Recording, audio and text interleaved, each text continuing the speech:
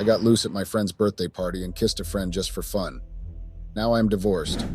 I had adventures on a weekend that made me decide to never drink alcohol again. I'm obviously responsible for my own actions, but when I'm drunk, it's like all my decisions are made by a brainless cosmopolitan that wants to go after cute boys. They are right when they say married people shouldn't go to clubs because I did and ruined my life. But maybe it's just me. My name is Alex. I'm a 29-year-old woman and used to be married to Tyler, my 31-year-old ex-husband. We were married for 4 years. We loved each other very much and our marriage was very easy until the end. We rarely argued and never were one of those couples with unmanageable problems, but stay together either way. I met Tyler at my first job after graduating. We were from different departments at the company. It was hard to see him in the office, but my heart fluttered every time he showed up. We started dating a few months before he got a job opportunity in Europe. It was his dream and I was broken with the news. I secretly desired him for so many months. When I finally got the guy, they decided to send him to Europe. I cried like a teenage girl for a whole week. I told my friends I would never love again. And we hadn't even said I love you yet. It was a major drama. We kept in contact during these couple of months. Every week he'd tell me how much he missed me and send pictures of the gifts he bought me there. 2 months after he left, he was back in town for a business trip. He had a meeting in our city and would return to France in 4 days. On his second day back, Tyler showed up at my door saying he couldn't stop thinking about me, and even if I said no, he would stay and beg me to marry him and go to France. I cried out of happiness in front of him and accepted it. We lived there for 2 years and came back to our hometown, where we spent another couple of years creating our life together. We always had a lot of friends, we were fun together, so people actually liked hanging out with us. Tyler wasn't a jealous husband at all. I never had to worry about jealousy breakdowns. That was one of the reasons I chose Tyler. He isn't insecure like all the men I met previously. Let me tell you, having a relationship with a significant other who trusts you is the best. Tyler trusted me, I trusted Tyler, and we lived a very calm relationship. When our friends invited us to parties, most of the time we'd go together. Tyler liked going to clubs, parties, and drinking, just like me, so we had a lot of fun together when these events happened. We weren't used to going to social events apart, but Tyler had a work trip on the week of one of our best friend's birthday. She celebrated it at a downtown club we already knew. He told me to go alone and help me choose a gift for her. Even signed the card saying he was sorry for not being there. He'd unfortunately be very sorry. Our friends are basically raging alcoholics at clubs. We kept up to their pace, but I wasn't sure I could do it alone. I went to her birthday thinking I'd go home early, but it wasn't that easy with our friends. I followed their spirit and ended up screwing my relationship completely. Our friend Vic worked with us in the same office where I met Tyler. She had invited a few of our former co-workers, and there I met Josh. We shared the same position at the company and started on the same day together. We were very good friends, but lost contact after I left the company to go to Europe with Tyler. I found out he was very close to Vic. It was nice seeing him and catching up. I wish it could have ended there. Between the tequila shots I did with Vic and the multiple cosmopolitans, which apparently were the only thing I knew how to order, I was definitely very out of myself. I was leaving the bathroom when I ran into Josh. He was already with us, so we started talking again. He was hitting on me hard, so we both ignored the very golden ring on my finger and kissed. I was so drunk I couldn't process what was happening at the moment until I did it. I know alcohol isn't the one to blame for this, but there is no absolute way I would have done this if I just thought for 3 seconds. I never wanted to kiss anyone else ever. Never in the history of our relationship I had considered that a good idea. I just had to go to a club alone to break my morals intensively, hooking up with a dude I used to argue with about publicity statistics. How could I have done this? I was embarrassed and angry at myself. On the next day, hungover, I didn't even remember what I had done. Little gift from my lovely friend Tequila. Memory loss. A text from my friend Vic triggered the memories from the day before. Hey sweetie, how are you? So, complicated question. Dylan saw you kissing Josh close to the bathroom yesterday. I asked if it didn't seem like harassment, and he said you were very involved in the action, whatever that means. Then I asked if he was sure it was you, to which he answered saying it was the same clothes, same hair, same tattoos. I tried to have your back, girl, but you could have been more discreet. Do you have new agreements with Tyler about getting involved with other people? Never thought you two would be the kind to open the relationship. Is it actually more fun? Either way, not here to judge you.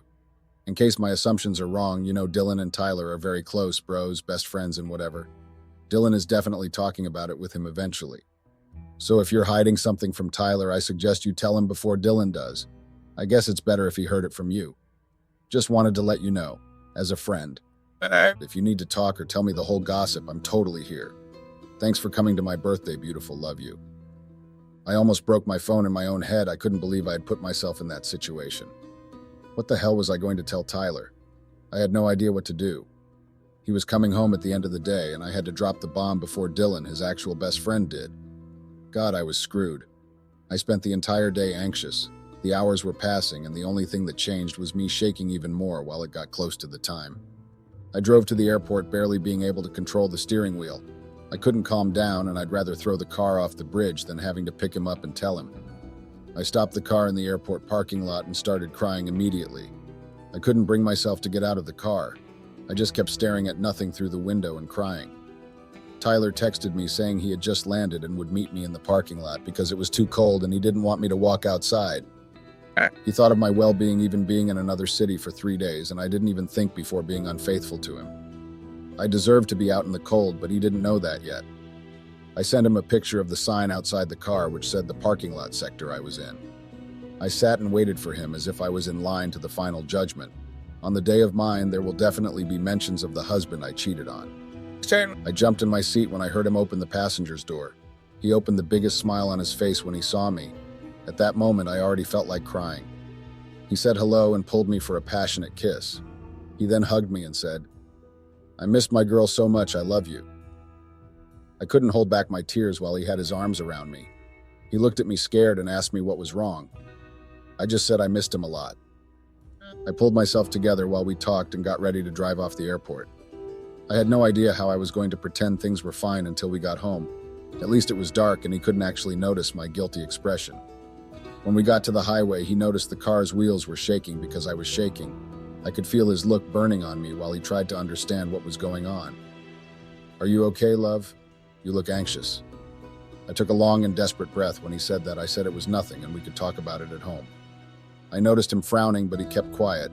He started checking his texts on his phone, and when I thought he'd get distracted, he jump scares me with a question, "How was Vic's party?" I turned my head at him and stared at him so deeply I let the car go to the opposite track and only noticed when he yelled my name. I quickly turned the wheel and came back on the right track. "Alex, stop the car now. You're not okay." I pulled over quietly and started crying as I turned the car off. "What happened, babe? You can tell me anything, you know that." The more he talked, the more I cried. I turned to him, said, "I'm sorry," and started crying again. He was terribly confused but didn't say anything. He kept his hand on my shoulder and the understanding look on his face. I said I needed to tell him something I was very ashamed of. He didn't seem to think it was anything serious and probably thought I was exaggerating. When I finally told him what happened at Vic's party, I saw his eyes losing all the feelings and sparkles I was used to noticing. He looked at me with zero expression on his face, then turned to the front and stared at the continuing road in front of us. I finished talking. He kept himself in silence, and I kept expecting some type of reaction to come out of him. "Can you take me to my parents? I don't want to talk about this today. Actually, let me drive."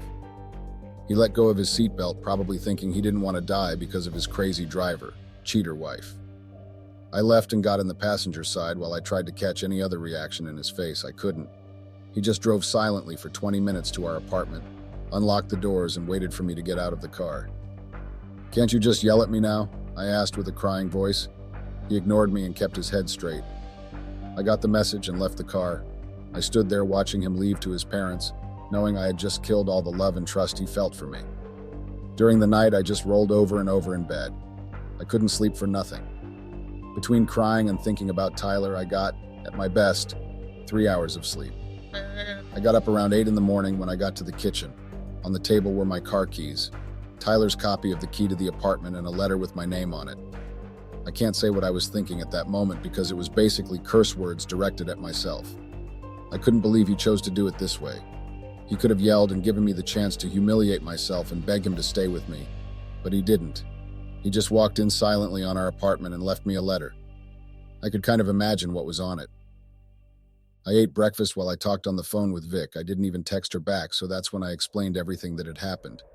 She said she'd update me on anything she heard about Tyler and asked me to call her again once I read the letter. I was trying to open it, but my body froze every time I touched the letter. I took a deep breath and faced my demons. Here's what he said in the letter. "Hello, Alex. This is coming from Tyler. I spent the night awake thinking about our conversation. I felt this is the best way to do this. This way I can explain exactly what I'm feeling without letting you make me doubt my decision. I called Dylan when I got to my parents. You said he knew about it and you wanted to tell me what happened before he did. Thank you for your honesty. Talking to him just made me sad, so I decided to try to get some sleep. It didn't work, that's why I'm writing this letter to you. You were honest about your mistake, so I'm being honest with you now because I owe it to you as your husband. You deserve to know how I'm feeling. This letter is my last offer of vulnerability. I hope you understand all my reasons. In our vows, we promised to be faithful and honest to each other. These vows are a very important part of a marriage, a part I didn't even question or think about until now. I always trusted you to the fullest. I promised myself I wouldn't be a toxic husband who is always tracking you and controlling every move or decision you make. It wasn't an effort to trust you. I just did it naturally because I loved you. You loved me too, so I knew you weren't sneaking behind my back. I know you didn't plan on this and that you had never done that before. You practically having a panic attack while driving just because you couldn't tell me at that moment proved to me you wouldn't be able to lie or have an affair. But you still did something which hurt me more than I could express here. I love you so much, Alex. You were an amazing wife, but I can't do this anymore. I idealized all the future years of my life with you. I pictured us having our first kid together while you freaked out about being a mom. I would calm you down and show you it's okay not to know things, because it is our first time. I saw us seeing our kids graduate, us in our 70s going to the doctor together and making each other take our medication. God, I had so much hope for our future. You could have done worse. There are 1,000 ways you could have hurt me more. Maybe a kiss isn't the worst kind of cheating. Maybe it's even forgivable. We could even try to stay together. But no, Alex, I don't want us to go through this. Even if I said it was fine and tried, I would never trust you again. Every time you left the house, I'd wonder, what if she can't control her impulses? She did it once. Nothing can prove she won't do it again. Thinking about it, nothing could have proved you would or wouldn't cheat on me. This is the same thing in every single relationship. The only thing keeping people in relationships at ease, knowing their spouses won't cheat on them, is trust. There's nothing I can try to do if I don't trust you. What am I supposed to do? Lock you in our room and just let you out when you're with me? I promise you, Alex, never in my life I'll be that kind of person. I'd rather end a relationship with dignity than having to obsess over every move you take. Life is too short for that. You could say I can learn how to trust you again, but I shouldn't have to learn something natural of a relationship, and especially something that got lost because of your actions. Even with everything I'm saying, I do not believe the decisions you made in Vic's party define you as a person. It was a mistake, just one I can't forgive. I'm sorry for saying this over a letter. Either way, we'll have to see each other during our divorce. So you'll be able to see me if that's what you want. I'm not forgiving you. Don't consider this a closure letter. Well, it is, but only to me. I need to heal for a few weeks, so please don't look for me or call me. When I'm ready, I'll send you the divorce papers. Goodbye, Tyler. I finished the letter like I expected to, crying desperately. He ended 4 years of marriage through a letter, but I guess I ended 4 years of marriage in a downtown club. That was the worst part. Everything he said was reasonable and not petty at all. I think it would be easier if he was a huge jerk about it. I don't know why exactly, but I decided to go after him. I didn't expect him to go back to me, but I felt the need to fight for us, and that was my last chance. I took a shower, got my car keys, and drove straight to his parents' house. I was thinking about what to say on the way there. He was right in absolutely everything, but I love him, and regret what I did to the point I can't rationally understand the ending of this relationship. His mother opened for me and said he was asleep in his old room. She mentioned he told them we had a fight, but didn't say why. I appreciated that. If he had told them, she'd never have opened the door for me. I knocked on his door, then I heard him ask for his mom, thinking it was her at the door. When I opened, I saw him wearing only a towel around his waist, fresh out of the shower with his eyes red. I could tell he was crying. "What are you doing here, Alex?" he asked with a tired voice. It was my last chance. I sat with both my knees on the ground right in front of him. I don't remember my exact words, but it was something close to this. "Tyler, please listen to me. I'm sorry. I'm really sorry. I made the biggest mistake of my life, and I'm losing the person I love the most because of that. I wish I could delete that night or go back in time to do it right and stop that event from happening. I read your letter. You're right in absolutely everything. I completely agree with you. But I can't live without you. Please. You don't have to learn how to trust me again. Let that effort be mine. I screwed up. I deserve to fight it forever. I'll conquer your trust. I'll do everything for you to understand. I'll never in my life do this again. I was extremely drunk that day. I can't blame the drinking, but I promise you I'll never have a sip of alcohol again. I'd even join a religion very against drinking and cheating for you to see how serious I am about this.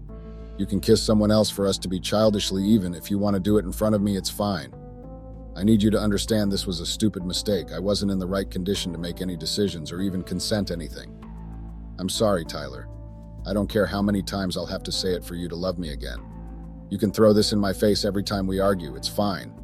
You're the most mature and thoughtful person I ever met, and I know I sound crazy to you right now. But I love you.